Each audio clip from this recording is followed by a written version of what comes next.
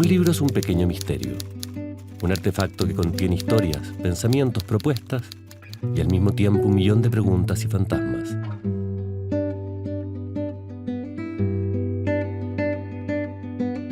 Algo que siempre ha nacido detrás de la cordillera, aunque no haya luna llena, siempre se queda en nosotros. Y eso que a mí me desvela es como entrar en tus ojos, es como si fuera el oro. El canto y la poesía están hermanados, son vasos comunicantes que comparten el mismo sustrato, la palabra, y ambos la tratan con la misma delicadeza del orfebre frente a la piedra. Frente a la visita a Chile del probablemente más grande difusor y cultor de la improvisación y la décima, arte de la poesía espontánea, el cubano Alexis Díaz Pimienta, decidimos juntarlo con uno de los músicos y trovadores más alucinantes de la escena nacional, Manuel García. ¿Qué canción esa canción? Musical prolongación del vocablo, poesía. Cuántos deseos tenía de oírte de esa manera, de escuchar tu voz viajera entretejiendo universos y yo ponerte mis versos detrás de la cordillera, aunque no haya luna llena, aunque canten después otros, para que estemos nosotros reimprovisando en escena, para que valga la pena este encuentro diferente, la canción inteligente, nueva trova o lo que sea. Es una luz que ahora ondea cuando te miro de frente, cuando te escucho tocar, cuando suena tu guitarra, cuando tu luz hoy me embarra de espuma, de olor a mar, y ya me voy a callar porque estoy tan inspirado que cuando estoy a tu lado surge la improvisación, interrumpe la canción y eso ya es casi un pecado. Algo que nos toca el hombro, diciendo el tiempo que queda. Todas las bestias salvajes, serpientes de lunas viejas, pasan y toman asiento, pero eso no me desvela, sino la luz que despierta en las mañanas que venga otro camino de luz.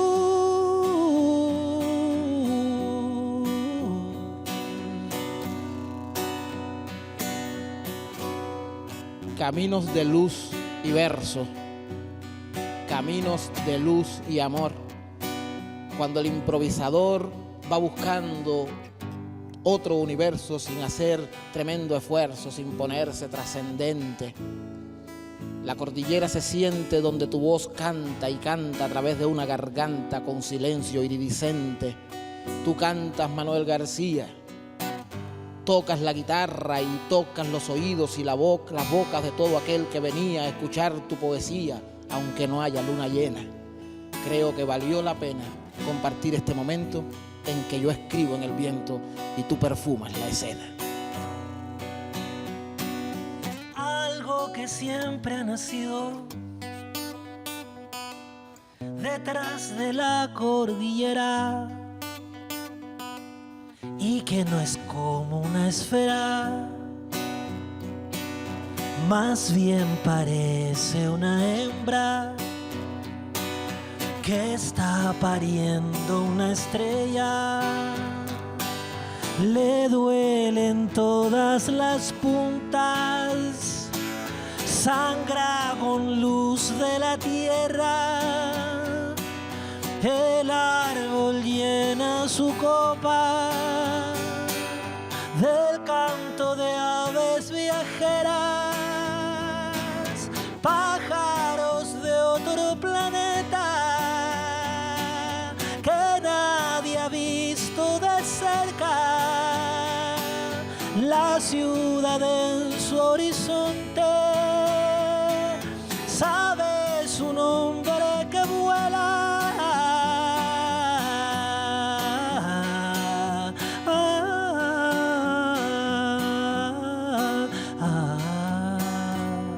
Bienvenido, hermano, a estos versos. Gracias por la bienvenida al territorio chileno. Escuchándote me lleno de arpegios y luz la vida. Aquí estoy, que es sacudida el corazón me interpreta. Aquí estoy a lo poeta, juntando nuestros extremos, hoy que tú y yo parecemos pájaros de otro planeta. Con ellos hablaremos de música, rima, canto y poesía, en un duelo creativo y de introspección que nos muestra cómo el arte finalmente es un aire enrarecido que respiran hondo solo algunos para exhalarlo con pasión al mundo entero. Compañeros poetas, tomando en cuenta los últimos sucesos de la poesía, quisiera preguntar. Me urge, ¿qué tipo de adjetivos se deben usar para hacer el poema de un barco sin que se haga sentimental? Fuera de la vanguardia o evidente panfleto. Si debo usar palabras como flota cubana de pesca y playa Girón. Qué bueno oír al amigo, al maestro, al profesor, en voz de otro cantautor. Qué bien dialogar contigo. A Silvio siempre lo sigo a través de la canción. Yo, con la improvisación que tanto me compromete, hoy me siento otro grumete subido al playa Girón. Yo también busco adjetivos para poder conversar, poder improvisar estos poemas tan vivos. Y también los sustantivos, adverbios, preposiciones. Yo busco las conjunciones que en el papel se me van. Todas mis voces están buscando prolongaciones que a través de tu garganta y de Silvio están aquí. Por eso yo estoy así, como una nube que canta, como lluvia que levanta olor a tierra al momento. Y cuando a Silvio lo siento, contigo, Manuel García, ¿qué hacer si no poesía en las pizarras del viento? Manuel, hace tiempo en el programa queríamos hablar sobre el encuentro entre música y poesía. La poesía no queda solo restringida a los libros, a los textos o a la literatura en general, sino que tiene muchas manifestaciones. Una de las más hermosas y de la cual tú eres un gran cultor es la música. ¿Cuál es tu aproximación a la literatura en general desde niño? Mi madre tenía afición a la lectura y por parte familiar también ella, un hermano mayor, escritor de poesía, Rodolfo Herrera. Todo esto en Arica, ¿no? Mira, curiosamente sí, pero las raíces de esta poesía vienen desde Chillán. Ya. Mi madre se crió ahí en Chillán Viejo y con sus hermanos en aquellas épocas en que la gente, tú sabes que por la radio hablamos de 1950, 60, incluso las guerras y todo, la gente se enteraba a través de la radio, no había tanta televisión y la lectura era algo a lo que las personas eran asiduas, supongo también por diversión. Entonces, esa familia, por el espíritu también de mi abuela Mercedes, tenía mucha afición a resolver el mundo desde el verso, desde la metáfora. Mi abuela Mercedes campesina, de aquellos sectores, no sé, Dadinco, San Nicolás, Puyaral, San Carlos, etcétera, tenía siempre una palabra, una frase, algo que definiera. Ella era la que me llamaba y me decía: Manolito, mire, el jardín está hecho una flor, por decir el jardín está bello, la metáfora en sí misma de lo que puede ser el jardín. Y entonces de ahí se genera esa tradición familiar por el lado de mi madre de amar los versos, y porque mi padre es un cantor aficionado todavía de canciones, bueno, también cerca de los versos y de la poesía de las canciones. Hay algo bien increíble en el tema de Chillán. Nosotros lo hemos hablado con el grupo literario Ñuble. Claro. Y si tú ves los antecedentes de los grandes poetas y escritores de Chile, un 80% vienen de Chillán. Yo no sé si es el paisaje, si es el aire, si donde surge uno, surge como que la flor en el fondo deja pétalos o va polinizando el espacio. ¿Tú has estado en Chillán? He estado en Chillán. ¿Tú sientes algo que hay algo que tenga que ver con la tierra? Porque curiosamente nosotros veníamos buscando los antecedentes de Arica y vuelve a aparecer Chillán. Chillán siempre vuelve al ruedo. Claro, es que en mi imaginario de niño, los primeros recuerdos que tengo en mi vida son Chillán, pero yo creo que debo haber tenido un año y medio de vida en primeros recuerdos. Mi mamá se sorprende, pues sí tengo esos recuerdos de muy chiquitito, luego de estar llegando como al norte, como si al norte hubiese llegado, no son mis primeros recuerdos infantiles del norte. Y entonces empieza la complementariedad de las historias de los visitantes, hermanos, familiares, primos, tíos que van hasta el norte de visita a la familia, que traen las leyendas, los cuentos, las historias, etc. Y yo me empecé a sumergir en ese mundo, que luego, por supuesto, hizo correspondencia con los escritores como Gonzalo Rojas, Nicanor Parra, La Violeta, bueno, toda esa casta chillaneja de poetas, ¿no? Y que de alguna manera iban complementando de manera surrealista, llena de encanto, de sentido, de contenido, retazos de historias que yo escuchaba de niño o que recordaba ya en la adolescencia. Entonces, o sea, tú tienes los dos elementos. Tienes por un lado la poesía, por el lado de tu madre, y tu padre cultor de la música. Claro, claro. ¿Qué es lo que oías tú? ¿Qué es lo que te recuerdas ya en Arica, en tu infancia, en cuanto a poesía, en cuanto a música? ¿Qué es lo que daba vuelta?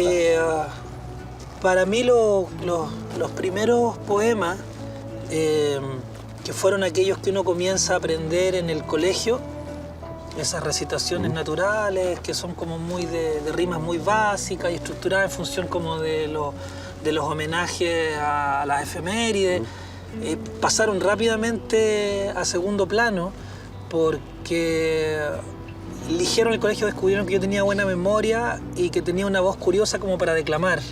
Perdón un poco, ¿tú eres primero niño poeta o niño cantante? No lo sé. Te lo quiero preguntar a ti al final de esta entrevista. ¿Qué resolvemos? ¿Tú crees que yo voy a ser el depositario de esta verdad? Puede ser que en este vaciar alguna de mis experiencias resulte una verdad. ¿Por qué Manuel García?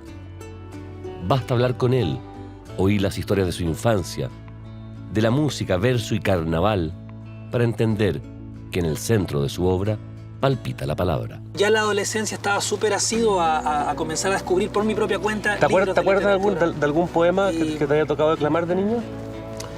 Oro es triunfo, copa es triunfo, silencio, triunfo es espada.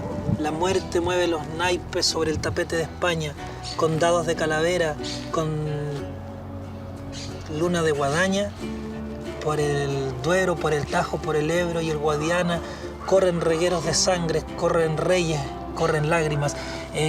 Algo de Óscar Castro.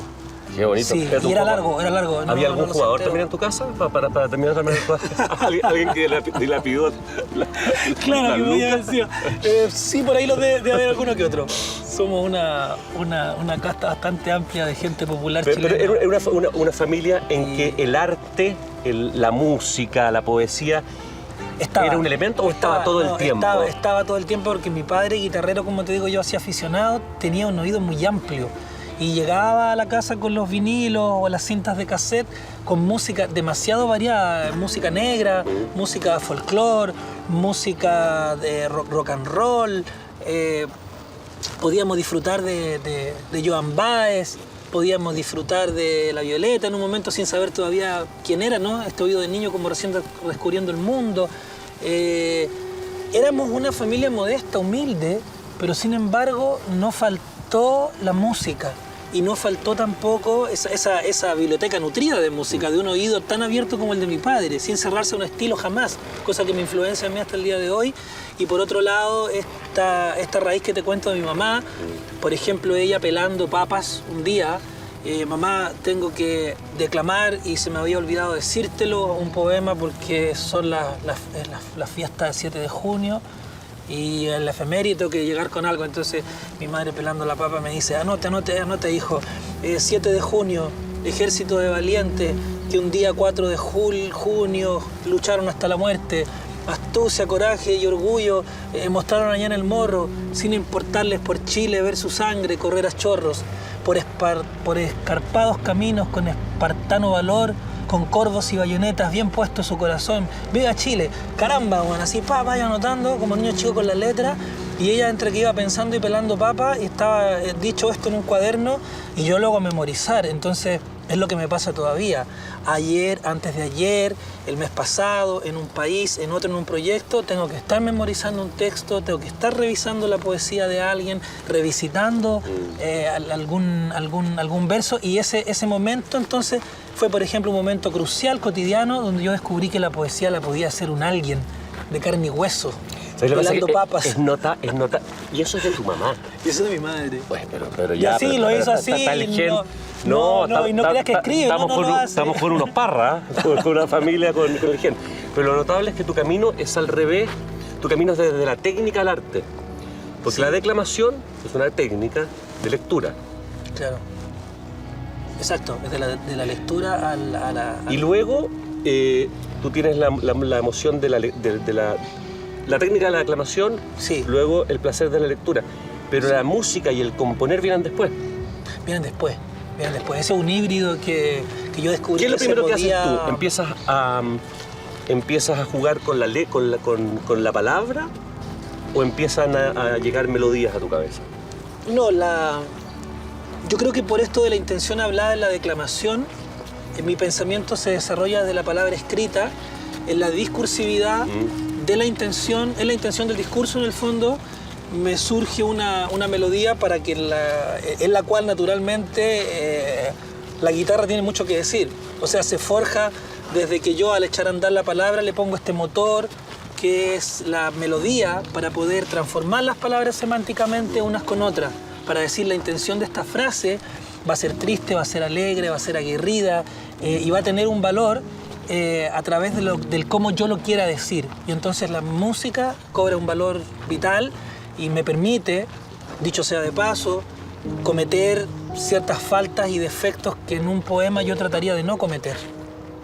¿Tienen que ver con el verseo y los acentos de ciertas palabras que tú haces calzar? Así, y las cantidades de rimas que también pudieran ser muy desagradables en un poema, la melodía tiende a suavizarlas o ciertas métricas que también al leer el texto en crudo pudiera decir aquí tropieza, o sea, un escritor a la página no lo haría. Tú tienes toda razón, porque hay muchas veces que uno dice, ¿cómo no pudo encontrar la manera de que la palabra hubiera quedado, si era esdrújula, hubiera quedado esdrújula? Porque se cae en la necesidad de armar la musicalidad.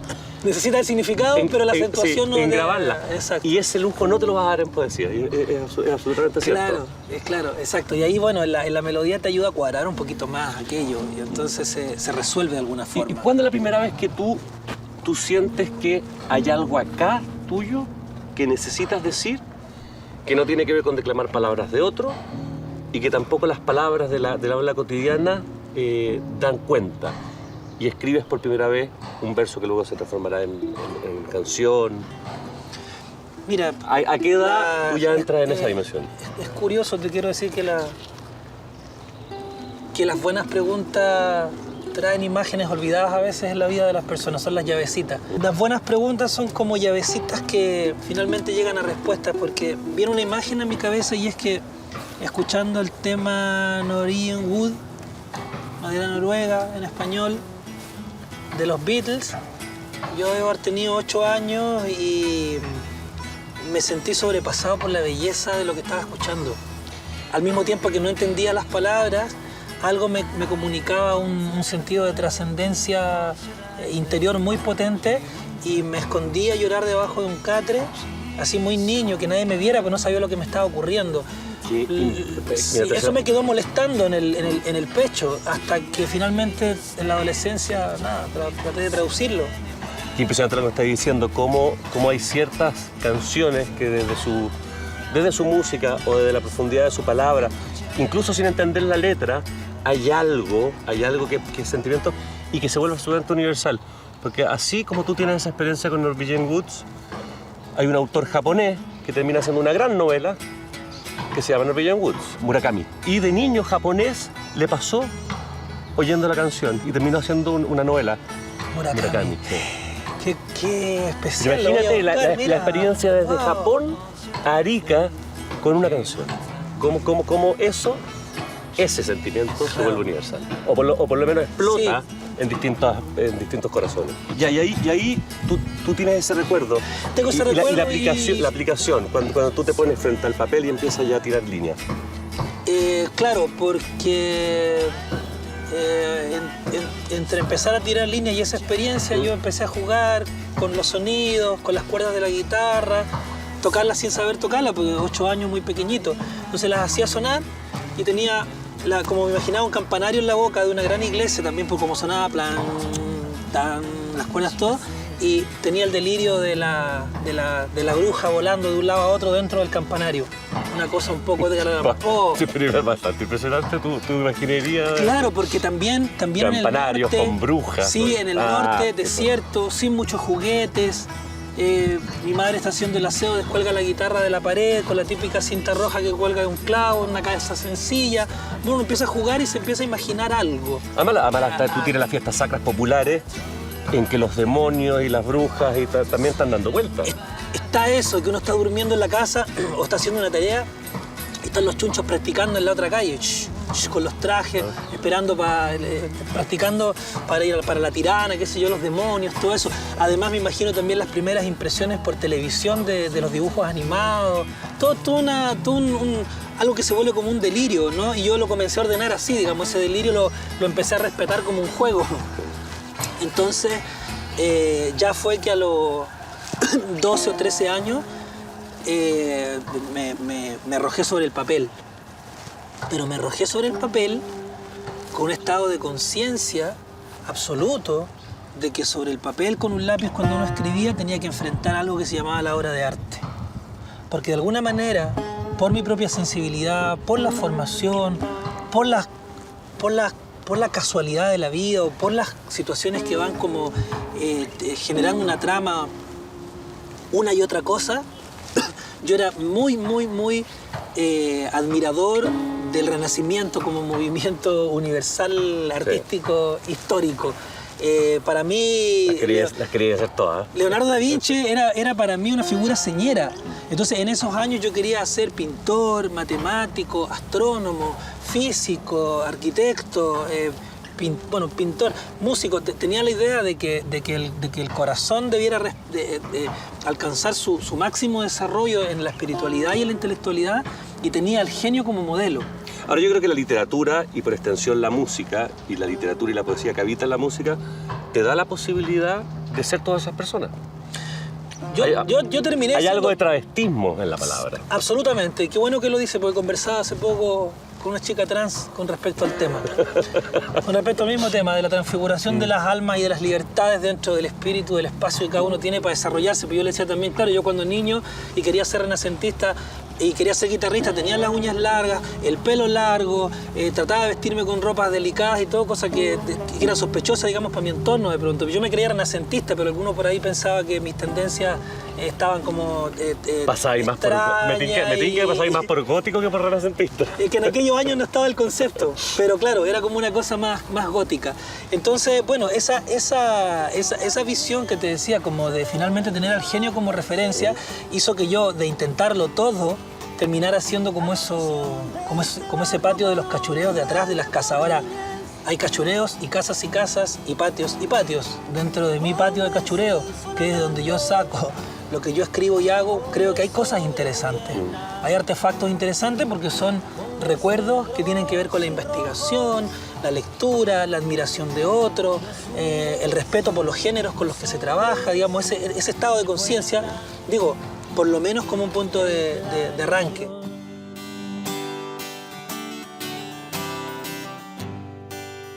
A mí también me urge hallar diferentes melodías y Manueles y Garcías que me inviten a soñar. Yo también me trepo al mar y escribo sobre cubierta. Yo también palabra abierta para que la ondee el viento. Yo también me reinvento cada vez que se despierta una canción bien cantada, una canción diferente, un vocablo inteligente nutriéndome la mirada. Cuando escucho tu tonada silbiófila me emociono. Y yo mismo me abandono a escuchar, solo a escuchar, cual marinero sin mar, cual rey que ha perdido el trono. Yo, guajiro destronado, oyendo Manuel García, ahora que la poesía es un vocablo cantado, yo que estoy emocionado, esas palabras recojo y así estoy, con tanto abrojo, en este playa Girón, que hace sobre la canción que yo sea un hombre rojo. Compañeros de historia, tomando en cuenta lo implacable que debe ser la verdad, quisiera preguntar, me urge tanto que debiera decir qué fronteras debo respetar. Si alguien roba comida y después da la vida que hacer, ¿hasta dónde debemos practicar las verdades? ¿Hasta dónde sabemos que escriban pues la historia, su historia, los hombres del Playa Girón?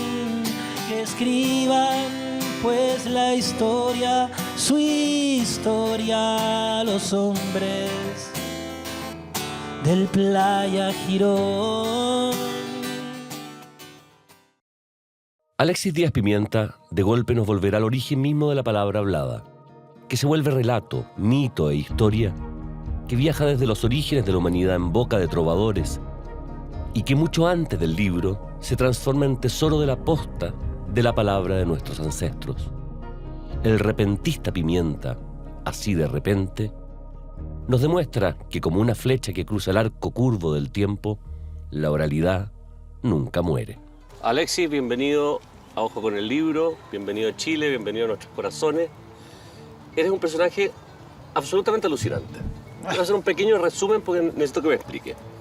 Has escrito novela, poesía, ensayo, cuentos, literatura infantil, poesía oral, improvisaciones de sonetos, 28 libros. Ha sido traducido al italiano, francés, inglés, japonés, árabe, farsi, búlgaro y alemán. Publicas en Cuba y en España, se te considera repentista, has sido un difusor del repentismo, de la décima. Has hecho ensayos sobre el tema del repentismo. Has trabajado con músicos, con Drexler, con Silvio Rodríguez.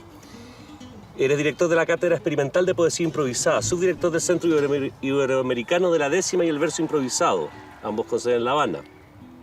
Enseñas repentismo a jóvenes. Y también tienes un grupo musical llamado La Guajira Band. Primero que nada, te quiero felicitar por haber cumplido 125 años y verte de 15. Yo soy del equipo de Compay Segundo. Absolutamente impresionante. Explícame, ¿cómo nace todo esto? Vamos al niño que habita en ti. Todo esto nace con el repentismo. Todo esto nace porque mi padre era repentista. En mi casa, desde que yo nací, se hablaba en versos, en décima. Los mejores repentistas de Cuba eran amigos de mi padre, el Indio Naborí, Justo Vega, Adolfo Alfonso, Pereira, los grandes maestros de la generación del 60, del 70. Y yo me crié en ese laboratorio, ¿no? Porque es un laboratorio. Para un niño de 5 años empezar a improvisar décima, cuando no sabía ni leer ni escribir, era ya una especie de graduación de algo. Y comencé entonces a cogerle el gusto a las palabras, a jugar con las palabras, a jugar con el idioma, a desentrañarlo. O sea, todo eso en tu casa se respiraba poesía. Se sigue respirando. Ahora mismo en mi casa mis hijos son repentistas, mis sobrinos son repentistas, mis hermanos son repentistas, mi padre era repentista. ¿Cuándo surge el repentismo? Ya no en tu vida, sino vamos atrás para entender el fenómeno. La improvisación poética ha existido siempre, en todo el mundo, desde los griegos hasta los poetas andalusíes de Córdoba y de toda Andalucía y de Murcia en el siglo IX, hasta los poetas tradicionales de todo Iberoamérica, Portugal, España, Latinoamérica completa, ha existido durante siglos, es una manifestación viva de creación. A Cuba esta tradición llega lógicamente con los españoles, con los canarios sobre todo, que son los que llevan esta forma de canto y de acompañamiento musical de cuerdas. Pero y de son canarios. Claro, son canarios, tienen que cantar. Y allí se desarrolla mucho, se arraiga sobre todo en la zona occidental, mucho más que en la zona oriental, donde el son y la música afrocubana tiene mucha más fuerza, ¿no? En todo el occidente, La Habana, Pinar del Río, Matanzas, hasta el centro del país, hasta Cienfuegos, Villa Clara, Santi Espíritu, la décima y el punto guajiro, el punto cubano, se desarrollan. Y decía Cintio Vitier en su ensayo Lo cubano en la poesía, que en 1791 era imposible vivir en La Habana y no hacer versos, porque había una verdadera fiebre de creación poética, y ahí estaba el mundo de los... Bueno, el cubano siempre ha sido un hombre galante y bueno para ver si era la mujer. A la mujer y a las palmas y a los ríos. Yo creo que el gusto, ese gusto de los cubanos por la poesía y por la música es secular también, y la improvisación era muy cómoda, era muy rica, era muy divertida, en las tabernas, en los bares, en el campo, ¿no? O sea, ¿a ti nunca se te ocurrió hacer, o sea, naciste haciendo esto y fue tu vida y ha sido tu vida siempre? Toda mi vida. Yo debuté, Pablo, en la radio en Cuba cuando tenía 6 años, improvisándole pies forzados al público por radio. Y me eché toda mi infancia haciendo esa especie de malabarismo verbal que ahora lo veo con distancia, ¿no? Y es divertido. Me tenían que subir en un banco porque no llegaba el micrófono, estos micrófonos de techo, del boom. Y entonces me lo cuentan ahora los viejos artistas que me conocieron de niño, ¿no? Entonces, para mí, la improvisación, la décima, la literatura en general, fue a la vez el deporte, el juego, el entretenimiento, la escuela, fue todo. Yo me crié en ese mundo. Y tú naciste en una Cuba ya en plena revolución. Claro, yo nací en el 66, claro. ¿Cómo fue vivir tu infancia en la revolución? Mira, yo tengo un libro que se llama Memorias de un niño, de un poeta sin infancia, porque como yo me crié metido casi en una especie de burbuja cultural, yo vivía de festival en festival, de evento en evento, de teatro en teatro, y entonces yo recuerdo que mi infancia era eso, mi infancia era jugar con las palabras y con la poesía. Hay una décima que dice: yo fui el único en mi hogar que no montó bicicleta, que nunca empinó cometas y nunca aprendió a silbar. Porque mientras todos mis hermanos estaban jugando a las bolas, yo estaba con Naborí. Yo estaba con Naborí, con mi padre, con otros poetas, jugando a ser poeta. Entonces, mi infancia es muy peculiar en ese sentido, pero yo sí reconozco que haberme criado en La Habana, en un barrio muy humilde, en una familia muy humilde, la riqueza mayor que tenía era la poesía, era la improvisación, ¿no? Y poder descubrir muy temprano, antes de saber qué significaba. Yo siempre cuento la anécdota de que yo estuve usando, para rimar con espejo, estuve usando la palabra perplejo hasta los 12 años, que fue cuando la busqué en el diccionario y me enteré. ¿Cuántas más has encontrado en tus últimos 100 años? Mira, mi deporte favorito es buscar rimas. Yo estoy cazando rimas donde quiera. Yo encuentro una palabra nueva. Ok, pero espejo tuvo solo perplejo hasta cierta edad. Ahora ya tiene... Ya después apareció César Vallejo, y apareció Lo Villejo, y apareció Complejo. Pero es que eso es un juego. Yo siempre digo que la improvisación, el repentismo, la paya, es un ejercicio es un juego y un ejercicio de búsqueda y hallazgo continuo del lenguaje. Mantener vivo ese ejercicio porque a veces nos acomodamos y utilizamos el 10% de la capacidad lingüística que tenemos. Un payador no puede hacer eso, tiene que estar continuamente reinventándose, tiene que estar continuamente buscando para vencer los escollos. Uno de los escollos más grandes que tiene la improvisación es la finitud de las rimas. Los antiguos lexicógrafos le llamaban palabras fénix a las palabras que no tenían rima, como la propia palabra fénix, ¿no? Yo las rebauticé como palabras tristes, porque no hay nada más triste por una palabra que no tener rima, que no tener una compañera de juego con estrofa. ¿Cuál es la exigencia mayor en el repentismo? ¿Es el cierre rimado o es el contenido? Porque a uno le toca ver a gente que está empezando que se centran tanto en que la cosa cierre que finalmente tú dices aquí no están diciendo nada. Claro. Están simplemente poniendo las palabras, claro, con... No, lo importante es la comunicación. Yo siempre le digo a los alumnos, olvídate un poco de la forma. Tienes que llegar a incorporar tanto la forma que ya no tengas que pensar en ella.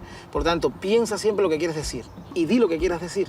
Dilo. Después, ¿Y jugaste en algún minuto con otras formas, con el soneto, con el endecasílabo? Yo he improvisado en todas las formas que conozco, en todas las formas que he podido conocer, y siempre tengo mucha curiosidad. Yo llego a una tradición, por ejemplo, yo he trabajado mucho en Italia, y cuando llego a Italia improviso en octavas ariostescas, porque los profesores toscanos improvisan octavas.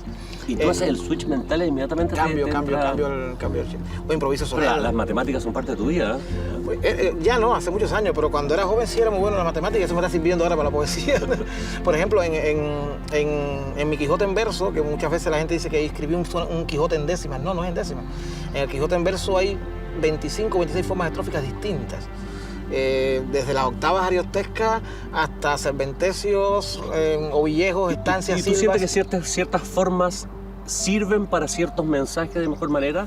¿O para contar ciertas historias? ¿O todas se pueden acomodar y todas pueden...? Yo sí creo que se pueden acomodar todas. Yo creo, por ejemplo, la décima es muy dúctil. La décima se presta para casi todo.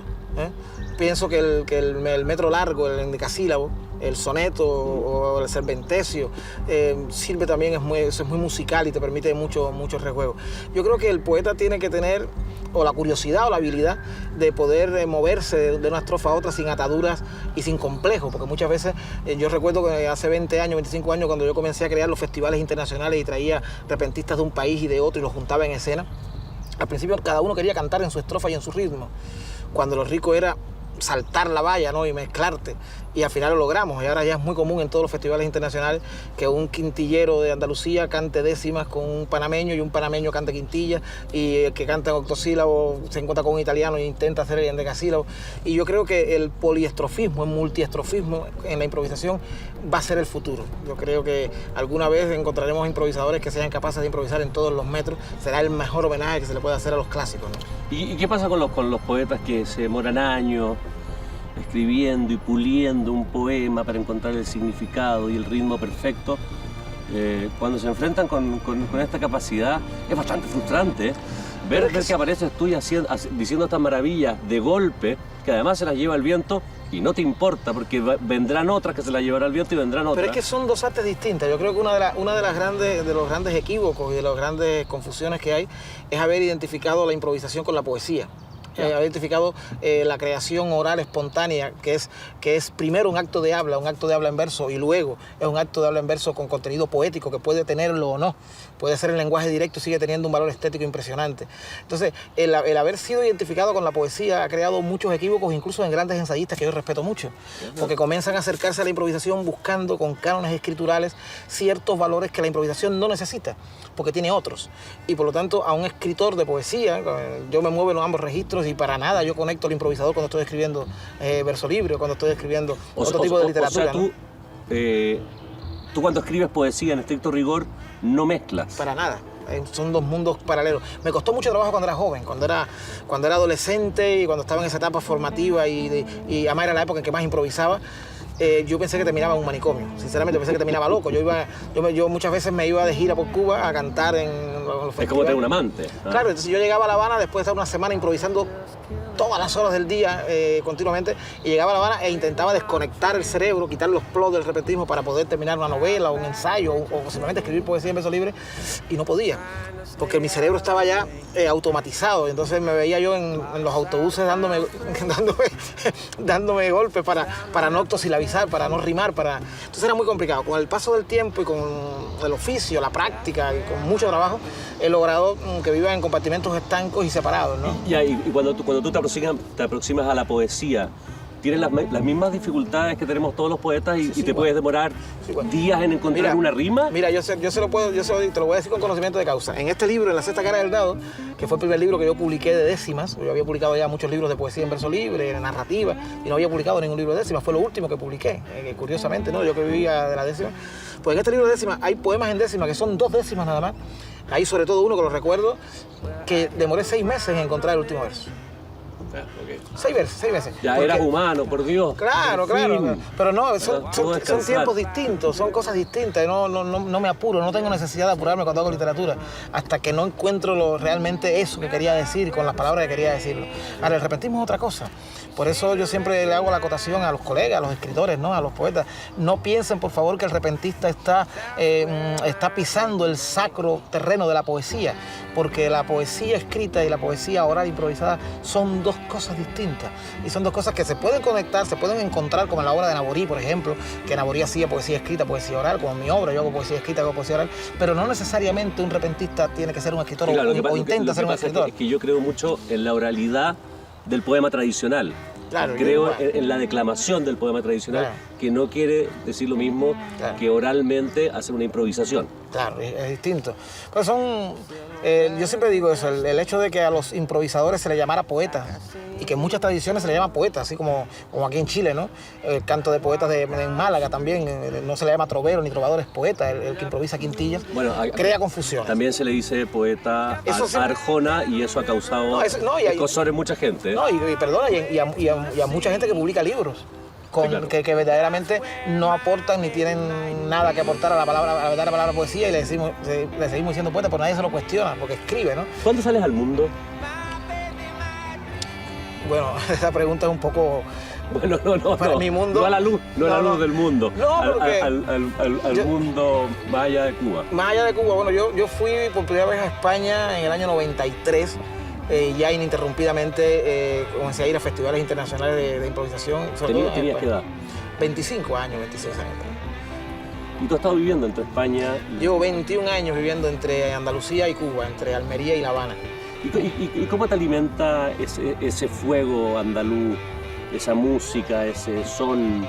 Que también que es tan particular, que tiene toda la tradición del norte de África. Es hermoso. Yo creo que Andalucía es un tesoro que nos nutre, sobre todo a los latinoamericanos. Yo creo que, pero he descubierto franceses, italianos, alemanes que descubren Andalucía y se quedan allí maravillados por toda esa naturaleza, cultura, mezcla de culturas. ¿Y fue Andalucía porque de alguna manera te sentiste más cómodo en ese espacio de España? ¿Sentiste algo más común?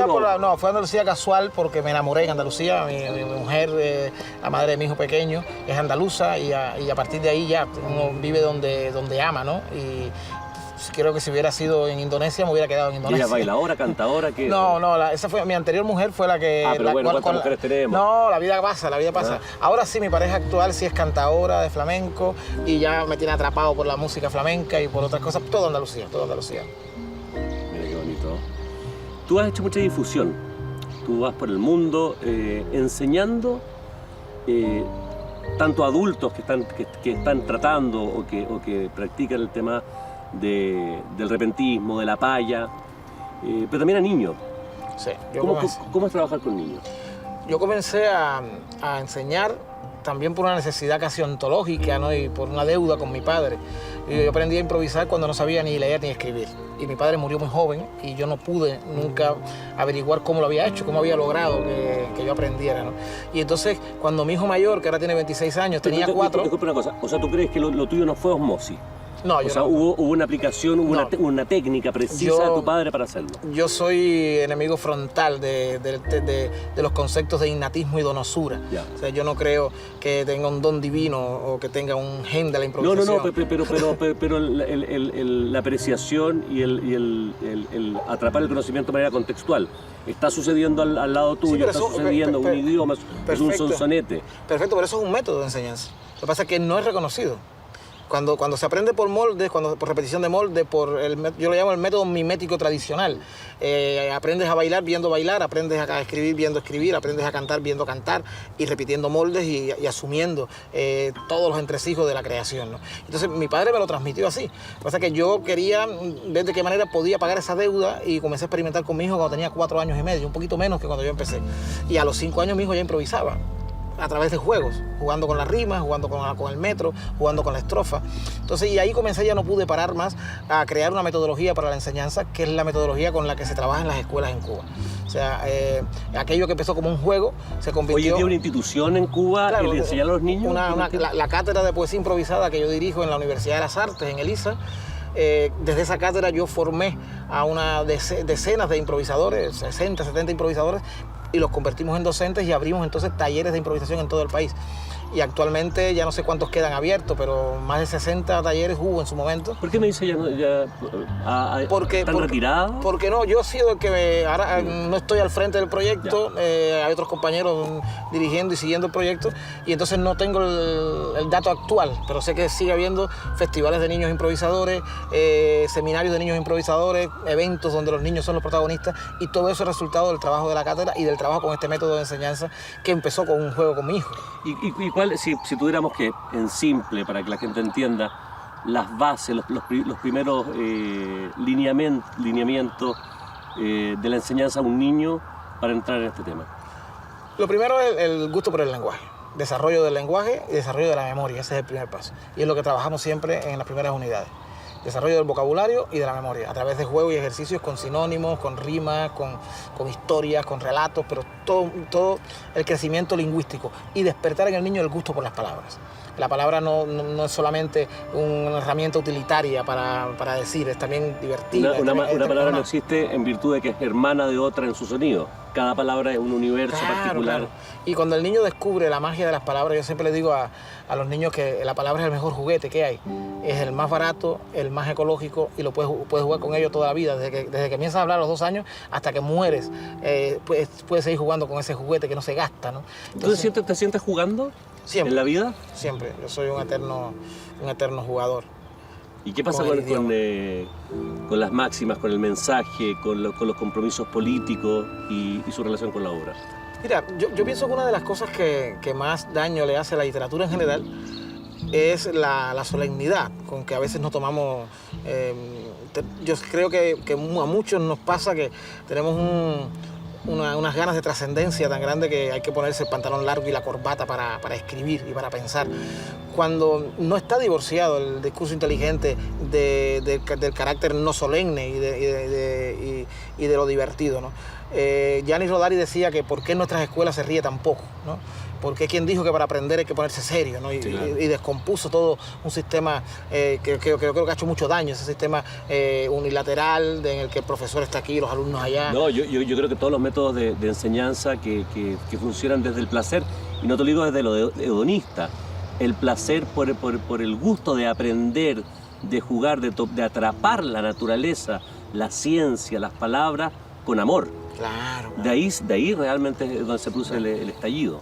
Por eso siempre digo que lo primero que hay que despertar en los jóvenes, en los niños, es el amor por las palabras, el amor por el idioma, por la lengua en la que van a trabajar. Y que claro que de vez en cuando todos nos ponemos serios, no podemos cantarle a la muerte desde la alegría o cantarle a temas serios y políticos, por ejemplo, desde el divertimento, ¿no? Pero yo creo que el tronco fundamental de la creación tiene que ser el placer estético. Muchas veces yo siempre pongo de ejemplo una décima de Ernesto Ramírez, un repentista cubano, que un día cantándole a la muerte de su madre, ¿no? Y dice: mi madre tuvo la suerte de morir sin un dolor. Es el único favor que le agradezco a la muerte. Y es un tema triste, pero sin embargo cuando escuchamos esa redondilla improvisada, la primera reacción de uno como público es sonreír y aplaudir. Redondilla tú le llamas a los 4 versos. Los primeros 4 versos de la décima, la redondilla. La décima está conformada por 2 redondillas y un puente. Una redondilla inicial, un puente, versos 5 y 6. Ahora hagamos el ejercicio para sí. entender. Las redondillas son los primeros 4 versos de la décima. Ya. A, B, B, A. Perfecto. Aquí estoy, amigo Pablo, en medio de tu programa, donde pisando la grama de poesías te hablo. 4 versos. A, B, B, A. Y luego viene un puente. Yo puedo en cada vocablo demostrar qué estoy haciendo. Verso 6, que abre una rima nueva, que enlaza con una segunda redondilla, que sería C, D, D, C. Por este esfuerzo tremendo de venirme a entrevistar, no sé si voy a quedar ridículo o estupendo. No, estupendo. Y el esfuerzo tuyo de estar acá. Es distinto. Con los niños me imagino que tú tienes que darles el amor a la palabra y todo, pero tú haces muchos talleres con gente. Tú eres uno de los grandes personajes en este arte en el mundo y haciéndole difusión. Pero yo sé que tú vienes ahora, tú vienes a este encuentro de poesía, sí, de la Universidad Católica, y vas a mostrar tu obra, tus versos, pero además vas a hacer talleres. Claro. O sea, yo empecé trabajando con niños, pero no quiere decir que la metodología esté diseñada solamente para niños. Me imagino sí, que con aquellos que ya llevan años sí, y se están perfeccionando, son otros los frentes a tocar. Pues creo que no.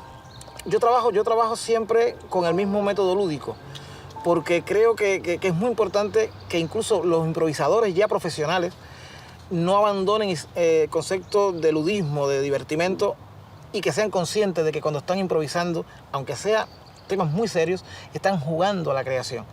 Por lo tanto, la improvisación como un juego creativo yo creo que es esencial.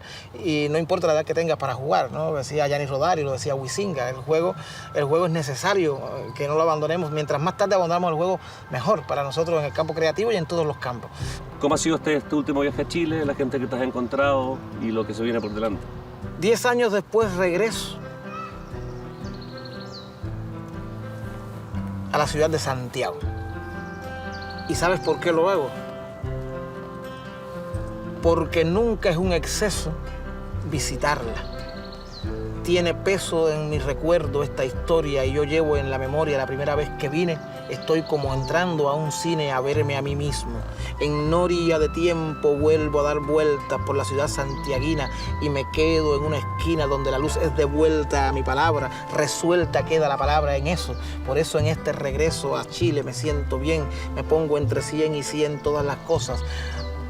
Exceso de luz, luz iridiscente, ¿qué puedo encontrar ahora? Una luz que me devora y me besa diariamente. Aquí en Chile uno se siente como si fuese su hogar y tendré que regresar el año próximo cuando todos me estén invitando otra vez a improvisar.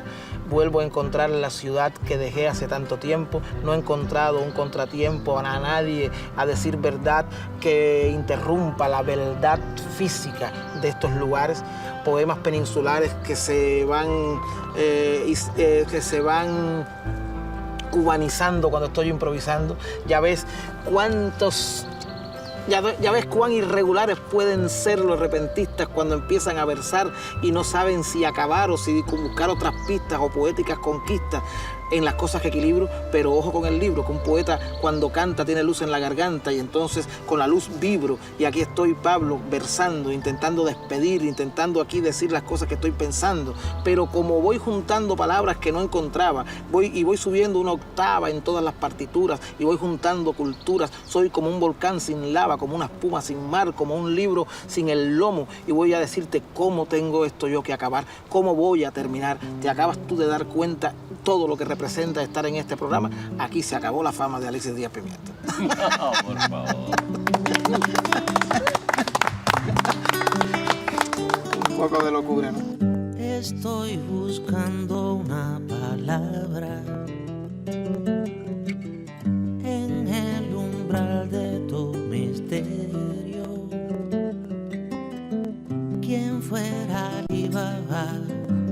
¿Quién fuera el mítico Sinbad? ¿Quién fuera un poderoso sortilegio? ¿Quién fuera encantador?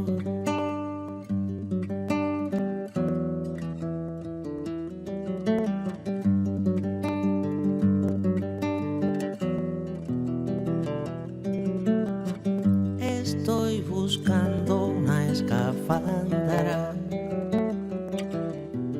al pie del mar de los delirios. ¿Quién fuera Jacques Cousteau? ¿Quién fuera Nemo el capitán? ¿Quién fuera el batiscafo de tu abismo? ¿Quién fuera explorador? Corazón, corazón oscuro.